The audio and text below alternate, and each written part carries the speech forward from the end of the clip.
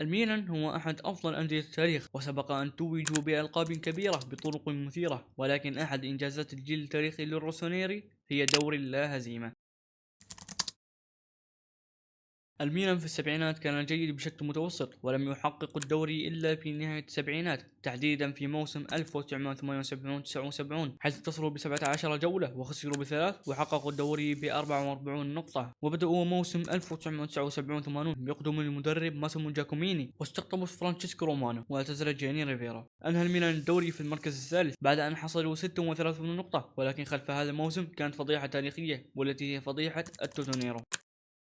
فضيحة التوتنهام تضمنت عدة أندية سواء من الدرجة الأولى أو من الدرجة الثانية، والتي كانت الميلان وأفيلينو وبولونيا ولاتسيو وبيروجيا من الدرجة الأولى، وباليرمو وتورنتو من الدرجة الثانية. عوقب الميلان بالهبوط من الدرجة الأولى، وتم إيقاف رئيس النادي فيليتشو كولومبو من ممارسة أي نشاط كروي لمدى الحياة، ولكن تم تخفيض العقوبة لاحقا إلى 6 سنوات، وجاء بدله الرئيس غايتانو موراتسوني. في الدرجة الثانية تحديدا في موسم 1981 استقطب الميلان ماورت سوتي من لاتسيو والبريغو إيفاني من فريق تحت 19 عام. تم حظر إنريكو ألبرتوسي واعتزل فابيو كابيلو. أنهى الميلان الموسم في المركز الأول ب50 نقطة. عاد الميلان للدرجة الأولى في موسم 1981-82 وجاء المدرب لويجي راديتشي، والذي كان مدرب نادي بولونيا للموسم السابق، وكان مدرب متواضع حيث أنه أنهى في المركز السابع، وعند مغادرته في منتصف الموسم جاء بعده إيتالو غالبياتي. ولكن هبط الميلان بعدما أنهوا الموسم في المركز الرابع عشر بعدما خسروا ب21 مباراة ب24 نقطة. ابتدأ موسم 1982-83 وجاء المدرب إلاريو كاستانير، والذي كان مدرب الميلان تحت 19 سنة. جاء اللاعب ألدو سيرينا من الإنتر، وتم تصعيد فيليبو غالي من فريق تحت 19 سنة، وتمت إعارته بعدها لنادي بسكارا، وعاد من الإعارة في الشتاء. غادر روبرتو أنتونيولي إلى جنوة، وألدو مالديرا إلى روما، وفولفيو كولوفاتي إلى الإنتر.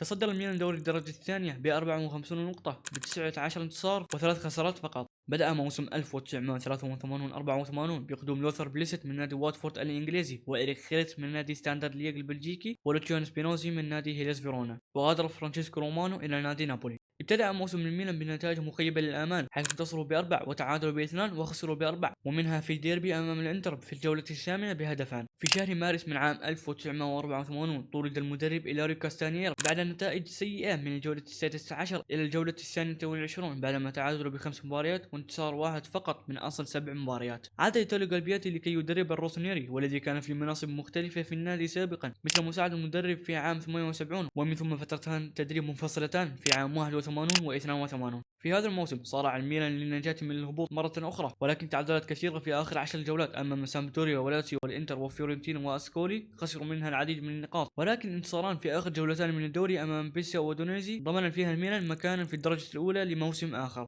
ابتدأ موسم 1984-85 بمجيء المدرب السويدي نيلز ليدهولم، والذي كان أيضا لديه ماضي مع الميلان، حيث كان مدرب فني للميلان في عام 61 وأصبح المدرب في عام 64، وأيضا كانت لديه فترة تدريبية أخرى مع الميلان في عام 77، وعاد الآن في عام 84. جاء راي ويلكز من نادي مانشستر يونايتد، وبيترو باولو فيردس من أودينيزي، وأغوستينو دي بارتولومي من روما.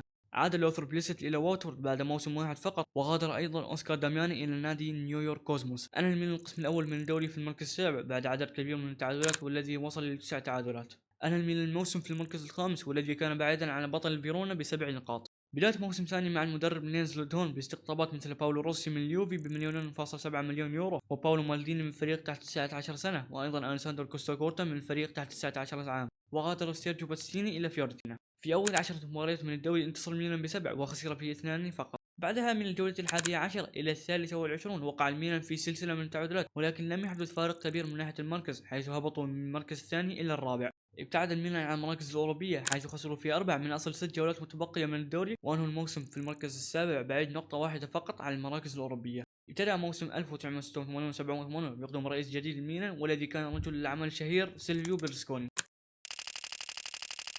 كسب بيرلسكوني شهرته من خلال مجموعته الإعلامية في الانفست، وفي خلال 8 سنوات كسب بيرلسكوني ثروة كبيرة تقدر ب 113 مليار ليرة إيطالي، والتي تعادل 58.3 مليون يورو. ابتدأ موسم الميلان بتعاقدات كبيرة مثل روبرتو دونادوني من أتلانتا ب 8 مليون يورو، وستيفانو بورغونوفو من كومو، والذي أعير بعدها لكومو، ودانييل ماسارو من فيورنتينا. غادر باولو روسي إلى نادي هيلس فيرونا، وأليساندرو كوستا كورتا إلى نادي مونزا. في أول جولتين من الدوري خيب الميلان آمال الجماهير بعدما خسروا أمام أسكولو وفيرونا، ولكن انتصروا بعدها في الجولة الثالثة أمام أتلانتا بهدفان لهدف. بعدها من الجولة الرابعة إلى الجولة العاشرة انتصر الميلان بأربع وتعادلوا باثنان وخسروا بواحدة، ولكن التعادلان كان أمام أكبر الأندية الإيطالية واللذان كان يوفنتوس والإنتر. أنهى الميلان القسم الأول من الدوري في المركز السادس. بعد الجولة 25 من الدوري خسر الميلان بهدفان لهدف أمام أفيلينو، ومن ثم تمت إقالة المدرب نيلس لدهون وجاء بعده فابيو كابيلو بشكل مؤقت لبقية الموسم. في نهاية الموسم أنهى الميلان في المركز الخامس المؤهل لكأس الاتحاد الأوروبي. ابتدأ الميلان موسم 1987-88 بقدوم المدرب أريغو ساكي، والذي كان مدرب بارما في الدرجة الثانية، حيث تواجهوا في الموسم السابق في دور ثمن النهائي من كأس إيطاليا وانتصر بارما بهدف. وبعد المباراة قال بيرزكوني لساكي بأنه سيدرب الميلان للموسم القادم. جاء للميلان ثنائي هولندي مكون من رود خولت وهداف أوروبا ماركو فان باستن.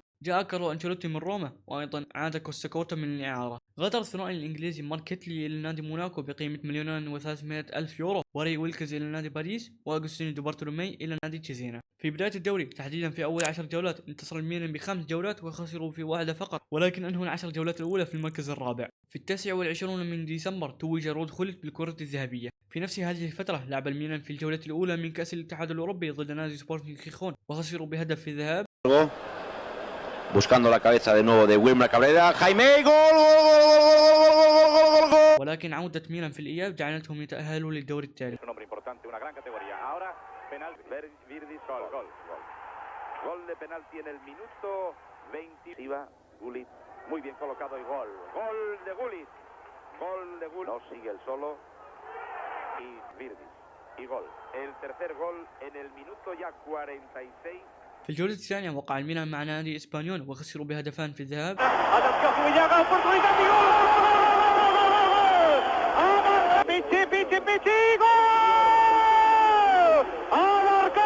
وبعد انتهاء مباراة الإياب بالتعادل السلبي خرج الميلان من كأس الاتحاد الأوروبي. في الجولة 13 واجه الميلان صاحب المركز الأول والمنافس المباشر طوال الموسم نادي نابولي. تقدم نابولي عن طريق كاريكا.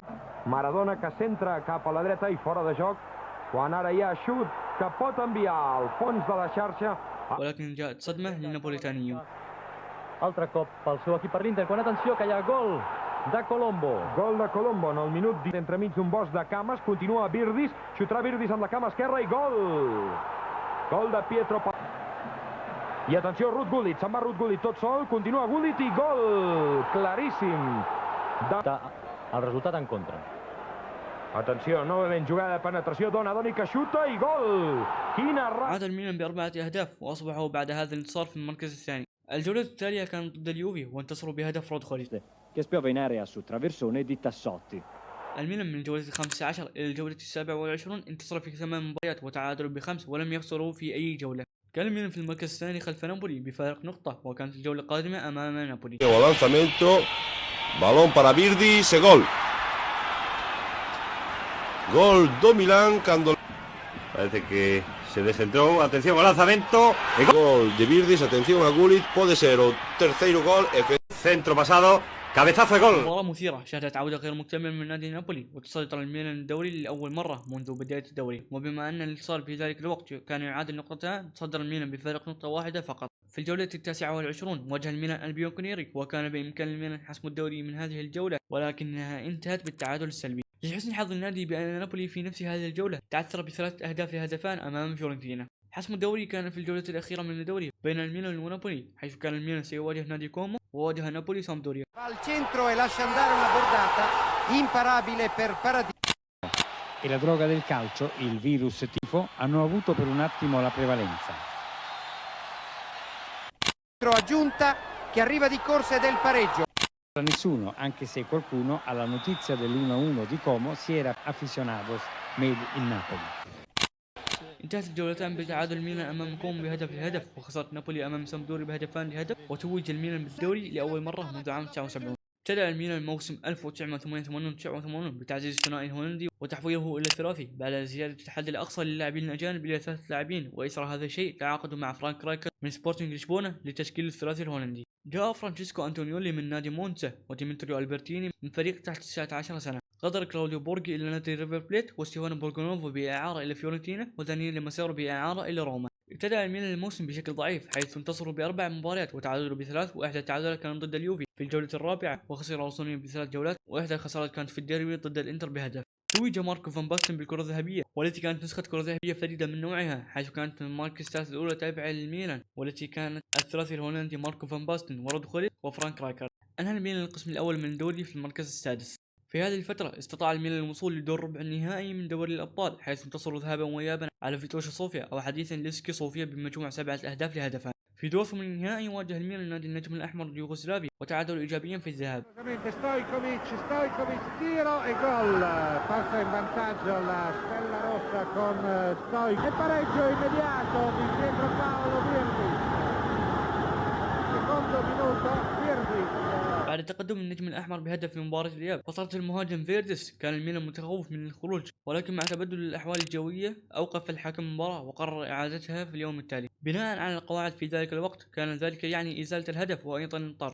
انتهت المباراة بالتعادل الإيجابي بهدف لهدف بهدف فان باستن للميلان وهدف ستويكوفيتش للنجم الأحمر، وتفوق الميلان بركلات الترجيح. Tira gol, il Milan passa. في جولة 21 من الدوري انتصر الميلان على اليوفي برباعية. Gullit, poi c'è il tiro di Van Basten e l'autogol. Rolla, poi mette in mezzo Gullit, Van Basten le mani e sono 2-0 per il Milan. Non ci sono parole, Cesare, io è quella di evitare il terzo. Mannari, gol di Mannari, incredibile. Mannari, porta vuota e sono 4, poker del Milan. بعد هذه الجولة لعب الميلان ضد بيردر بريمن، وانتهت مباراة الذهاب بالتعادل السلبي، وتفوقوا بمباراة الإياب بهدف ماركو فان باستن.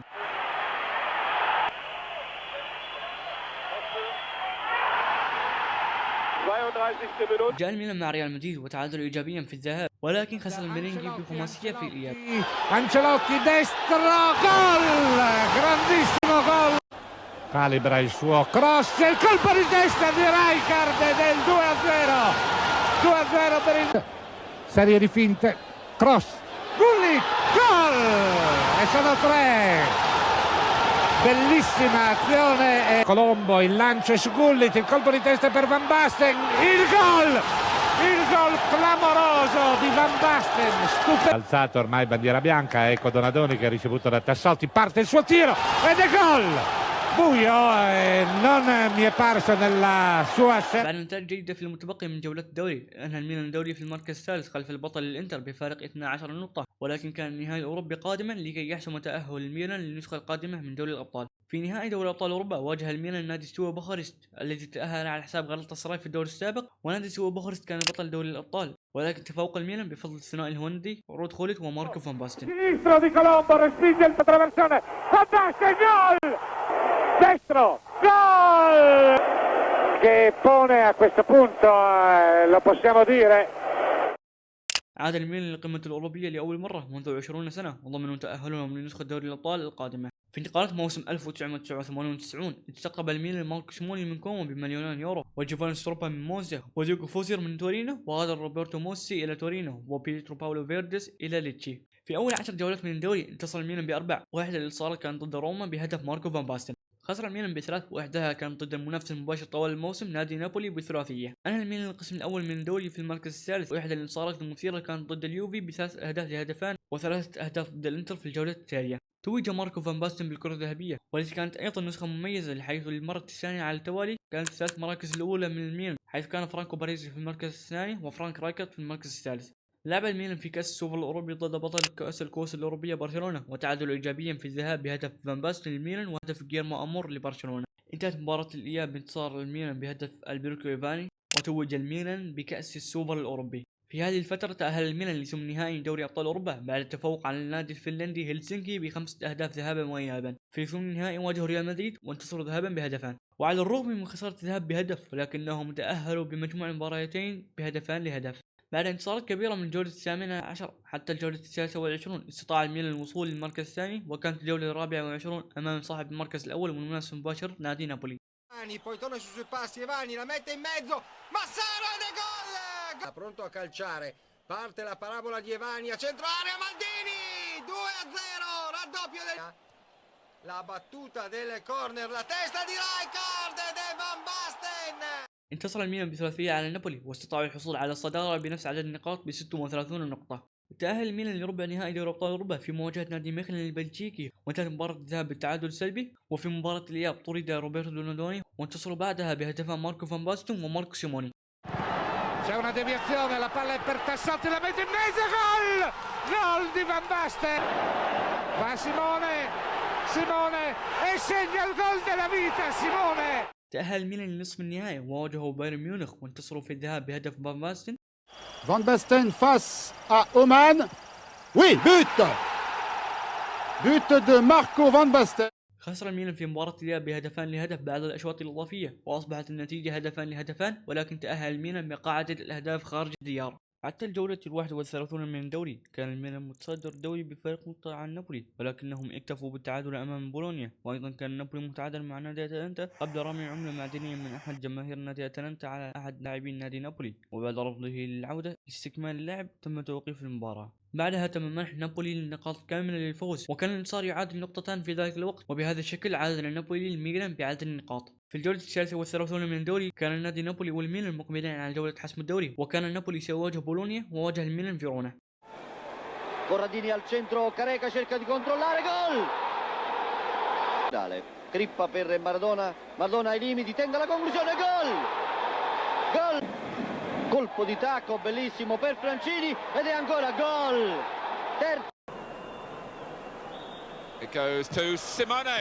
Oh, goal! Un po' facilitato in occasione dei primi due gol. Ecco, grandissima gol! Here's the corner from Vanna. The header from Salomon. Oh! It's 1-1. Alemao tutto solo davanti al portiere, Alemao scarta il portiere del gol! Gol! Well, he wasn't trying to interfere with play. Pellegrini clipped it. Partita davvero eccezionale e arriverà al San Paolo. Forse secondo gol del Eliab, triplice fischio finale. Dano di questa squadra che ha riconquistato. بعد طرد فان باستن وكوستا كورتا ورايكر وحتى المدرب ساكي، خسر الميلان امام فيرونا وانتصر نابولي على بولونيا، وتفوق نابولي بفارق نقطتين وتوجوا بالدوري. واجه الميلان نادي بنفيكا في نهائي دوري ابطال اوروبا واستمروا بالتعادل السلبي حتى تقدم فرانك رايكارد للامام في منطقة بنفيكا. Rijkaard tira gol di Rijkaard porta in vantaggio il Milan al 22esimo del secondo tempo e il Milan vince la sua Coppa dei Campioni seconda consecutiva, quarta. ميلان بطل اوروبا للمرة الثانية على التوالي، جملة لم نسمعها منذ نوتنغهام فورست في عام 80. على الرغم من نهائي الميلان في المركز الثاني من الدوري، إلا أنهم تأهلوا للنسخة القادمة من دوري الأبطال بصفتهم أبطال النسخة الحالية. بدأ موسم 1991 باستقطاب جوفاني إلفير من نادي لوندرينا بمليون يورو، وسيباستيانو روسي من تشيزينا، وستيفانو نافا من نادي ريجيانا. غادر جوفاني غالي إلى نادي نابولي، وفرانشيسكو أنتونيولي بإعارة إلى نادي مودينا، وعاد بعدها في الشتاء، ودييغو فوزير إلى نادي فيورنتينا، وديمترو ألبرتيني بإعارة إلى بادوفا، وستيفانو بورغونوفو إلى فيورنتينا. ابتدأ الميلان ب10 جولات مثيرة، حيث اتصلوا ب5 جولات وتعادلوا ب3 وخسروا ب2، وإحدى الخسارات كانت في الديربي ضد الإنتر بهدف نيكولا بيرتي. Fondo Klinsmann mette in mezzo Berti, Inter in vantaggio a 5 minuti dalla fine, il gol di Berti. في الجولة 14 انتصروا بهدفان على اليوفي. The heart of the Juventus penalty area, and that's Ancelotti. Wow! And now making the angle, beautiful pass, and a classic goal again for Milan. أهل الميلان القسم الأول من الدوري خلف الإنتر بفارق نقطة واحدة فقط. في هذه الفترة قابل الميلان نادي سامدوريا والذي كان بطل كأس الكؤوس الأوروبية في كأس السوبر الأوروبي، وتعادلوا إيجابيا في مباراة الذهاب وانتصروا بهدفان خولت ورايكارد في الإياب. Palla altissima, Maldini, Gullit, gol! Ha dettato il passaggio Rijkaard, il servizio è perfetto, vediamo Rijkaard che spara ed è gol! في دوري الأبطال تغلب الميلان على نادي كلوب بروج البلجيكي في دور ثمن النهائي بعد هدف أنجلو كاربوني في مباراة الإياب. Carbone prova il destro, Carbone va al tiro, attenzione! E la palla! وقعوا في ربع النهائي مع النادي الصاعد أولمبيك مارسيل بمشروع الرئيس برناتابي، وانتهت مباراة الذهاب بالتعادل الإيجابي، وبعد ضغط كبير من نادي مارسيل في مباراة الإياب جاءت نتيجة هذا الضغط بهدف كريس وادل في الدقيقة 75. Il 9, Chris Waddle qui reprend, قبل دقائق قليلة من نهاية المباراة انطفأت إحدى الإضاءات في الملعب وتم إيقاف المباراة، وبعد مطالبات كثيرة من لاعبين الميلان بإعادة المباراة في وقت لاحق، لكن رفض الحكم وطلب باستئناف المباراة. وبعد رفض اللاعبين للعب تم منح مارسيل الانتصار ب3 أهداف باعتبار الميلان منسحب. بعد الانسحاب حضر الاتحاد الأوروبي الميلان من المشاركة في أي بطولة أوروبية لمدة عام بعد مشاكل ساكي الكبيرة مع اللاعبين، وخصوصا الثنائي الهولندي فان باستن وخورت. وفي يوليو من عام 91 تمت إقالة أريغو ساكي وجاء اللاعب السابق فابيو كابيلو للتدريب الروسونيرو. مثل ساكي كان كابيلو صاحب خبرة تدريبية بسيطة، حيث كان مدرب الميلان تحت 19 سنة ودربهم مؤقتا بعد إقالة ليد هول. ولكن على عكس ساكي كان كابيلو يتمتع بمسيرة كروية مثيرة، حيث لعب لأكبر الأندية الإيطالية في مسيرته الكروية الحافلة. قال فيليبو غاري: كابيلو كان يعرف الأجواء، لديه القدرة على إدارة النجوم. ذكر كابيلو في أول مؤتمر صحفي له بأنه سيبني على ما فعله ساكي. ابتدأ موسم الميلان باستقطاب زوفونيمير بوبان من هاشك جراجانسكي أو دينامو زغرب حديثا ب1.5 مليون يورو، وأعير بعدها إلى باري، وعاد دييغو فوزير بعد موسم واحد فقط في فيورنتينا، وجاء ألدو سيرينو من الإنتر. وأعير جوفاني إلبر إلى نادي جيرس هوبرز، وأيضا أعير ستيفانو نافا إلى بارما، وغادر جوفاني ستروبا إلى لاتسيو. مع الغياب عن المشاركات الأوروبية ابتدأ موسم الميلان ببداية قوية جدا، حيث في أول 10 جولات من الدوري انتصر الميلان ب7 ومنهم 5 على التوالي أمام أتلانتا وبارما وباري وروما وسامدوريا. أنهى الميلان النصف الأول من الدوري في المركز الأول أمام اليوفي بفارق 3 نقاط. أحد انتصارات الميلان الكبيرة في هذا الموسم كانت ب5 أهداف لهدف أمام البطل نسخة الدوري الماضية نادي سامدوريا، وأيضا انتصروا ب8 أهداف لهدفان أمام فوجيا، وتوج الميلان بدوري لا هزيمة بعدما انتصروا في 22 مباراة وتعادلوا في 12، وتوجوا بالدوري ب56 نقطة بفارق 8 نقاط عن الوصيف اليوفي. وسجل الميلان في هذا الموسم 74 هدف بمعدل هدفان فاصل 17 هدفا في كل مباراة، بعيدا عن أقرب المنافسين والذي كان النادي صاعد فوجيا بفارق 16 هدف. وكان فان باستن أفضل لاعب في الميلان لهذا الموسم، وأيضا هداف دوري ب25 هدفا ومرر 11 تمريرة حاسمة، مما جعله يساهم ب36 هدفا في هذا الموسم. واستقبل دفاعهم المكون من الحارس روسي والمدافعين كوستاكوتو وباريزي ومالديني وتوسوتي 21 هدفا فقط طوال الموسم، بعيدا عن أقرب منافسيه اليوفي بفارق 7 أهداف. وقال عنهم كابيلو: من الصعب أن تجد 4 مدافعين يمتازون بالجودة والسرعة، لقد كان أفضل دفاع في العالم. وبعدها في بداية موسم 92-93 توج ماركو فان باستن بالكرة الذهبية الثالثة في مسيرته، وهكذا حقق الميلان معجزة اللا هزيمة.